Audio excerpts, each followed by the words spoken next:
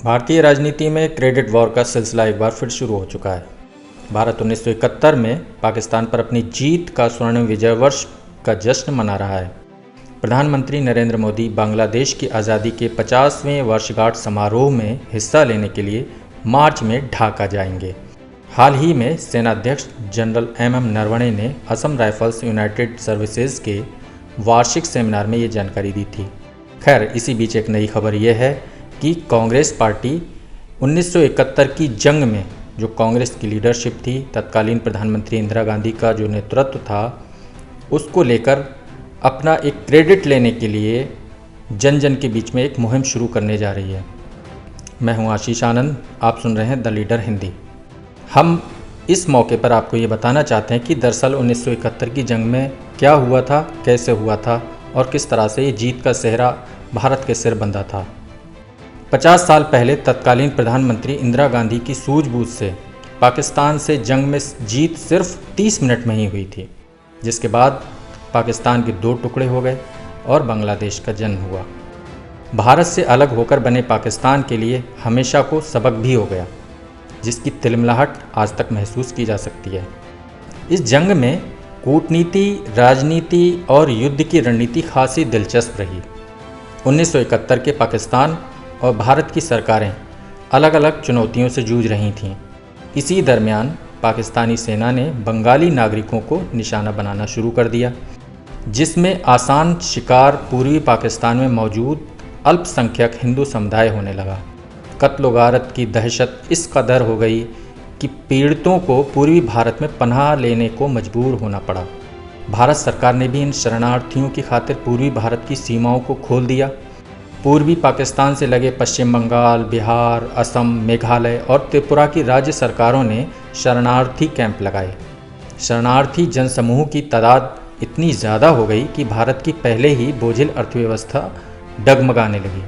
अर्थव्यवस्था के हालात संभालने और दुश्मन देश को सबक सिखाने का ख्याल प्रधानमंत्री इंदिरा गांधी के दिमाग में तभी कौंधा। उन्होंने 27 मार्च 1971 को पूर्वी पाकिस्तान के मुक्ति संघर्ष के लिए समर्थन देते हुए कहा, लाखों शरणार्थियों को भारत में शरण देने से कहीं बेहतर है कि पाकिस्तान के खिलाफ युद्ध कर इस संघर्ष को मुकाम पर पहुंचा दिया जाए। पूर्वी पाकिस्तानी सेना से अलग हुए अधिकारियों के साथ रिसर्च एंड एनालिसिस विंग यानी रॉ ने शरणार्थी शिविरों से वॉलंटियरों को लेकर मुक्ति वाहिनी गुरिल्ला प्रशिक्षण शुरू कर दिया। देखते ही देखते भारत समर्थित बांग्लादेशी राष्ट्रवाद की लहर चल पड़ी। पाकिस्तानी मीडिया में भी अमूमन भारत के विरुद्ध सैन्यवादी रुख अपनाया जाने लगा। सितंबर महीना खत्म होने तक पाकिस्तान सरकार समर्थकों ने भारत विरोधी अभियान छेड़ दिया। क्रश इंडिया लिखे स्टिकरों को वाहनों के पीछे लगाया जाने लगा। अक्टूबर आते आते शेख मुजीबुर रहमान को निशाना बनाकर हैंग द ट्रेटर मतलब देशद्रोही को फांसी दो स्टिकर दिखने लगे। दिसंबर आते आते पाकिस्तानी मीडिया में जिहाद जैसी ज़रूरत बताते हुए सामग्री छपने लगी, जिससे सेना भर्ती आसान हो जाए।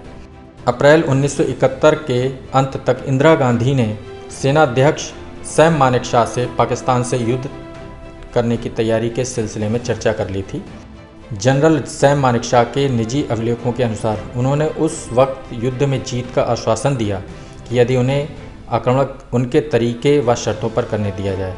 इस बात को इंदिरा गांधी ने मान भी लिया।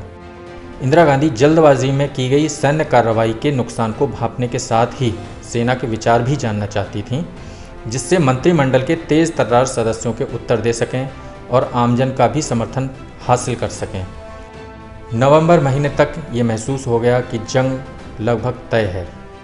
तब सोवियत संघ ने पाकिस्तान को आत्मघाती कदम न उठाने की चेतावनी भी दी। उस वक्त पाकिस्तानी दकियानूसी तत्व और राजनीतिज्ञ लगातार लाहौर समेत कई प्रमुख पाकिस्तानी शहरों में क्रश इंडिया मार्च निकाल रहे थे। भारत ने पश्चिमी सीमाओं पर बड़े पैमाने पर सेना भेजना शुरू कर दी, लेकिन मानसून वापसी तक इंतज़ार किया, जिससे हिमालय के दर्रों में हिमपात से आवाजाही बंद हो जाए और चीन को बीच में घुसने का मौका न मिले। 23 नवंबर को पाकिस्तानी राष्ट्रपति याहिया खान ने पाकिस्तान में आपातकाल घोषित करने के साथ ही जंग के लिए तैयार रहने का ऐलान कर दिया। 3 दिसंबर को शाम 5:40 पर पाकिस्तानी वायुसेना ने सीमा से 300 मील दूर आगरा समेत उत्तर पश्चिमी भारत के 11 एयरबेस पर अचानक हमला कर दिया। इस हमले से पहले ताजमहल को घास फूस, पत्तियों, बेलों, गंदे कपड़ों से ढांक दिया गया था क्योंकि उसका संगमरमर पत्थर चांदनी रात में दूर से चमकता था। पाकिस्तान ने इस हमले को ऑपरेशन चंगेज़ खान कहा था।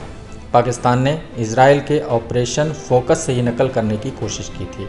इजराइल अरब युद्ध के 6 दिवसीय युद्ध में ऑपरेशन फोकस के तहत अरब एयरबेसों पर हमला करने को इजराइल ने बड़ी संख्या में लड़ाकू विमान भेजे थे।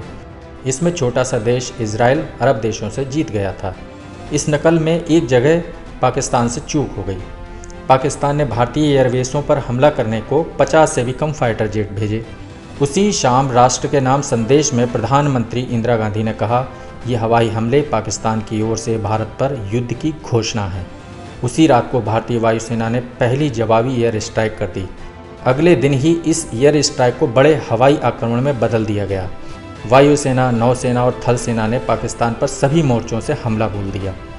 भारतीय हमले का मकसद पूर्वी मोर्चे पर ढाका पर अधिकार करना और पश्चिमी मोर्चे पर पाकिस्तान को भारतीय भूमि में घुसने से रोकना था। असाधारण युद्ध प्रदर्शन ने भारतीय सेना में चीन से जंग में खोई प्रतिष्ठा, आत्मविश्वास और गरिमा वापस लौटा दी। 16 दिसंबर 1971 को भारतीय सेनाओं ने ढाका को घेर लिया और मात्र 30 मिनट में समर्पण कर देने का अल्टीमेटम जारी कर दिया। भारतीय सेना की चेतावनी से घबराकर पूर्वी पाकिस्तान में तैनात पाकिस्तान के लेफ्टिनेंट जनरल आमिर अब्दुल्ला खान नियाजी के नेतृत्व में पाकिस्तानी पूर्वी कमान ने बिना किसी विरोध के आत्मसमर्पण कर दिया। पाकिस्तान की एक तरफा युद्ध विराम की घोषणा के बाद पाकिस्तानी सैनिक भारतीय सेना की युद्धबंदी हो गए, जिसके साथ ही 1971 का भारत पाक युद्ध आधिकारिक रूप से समाप्त हो गया।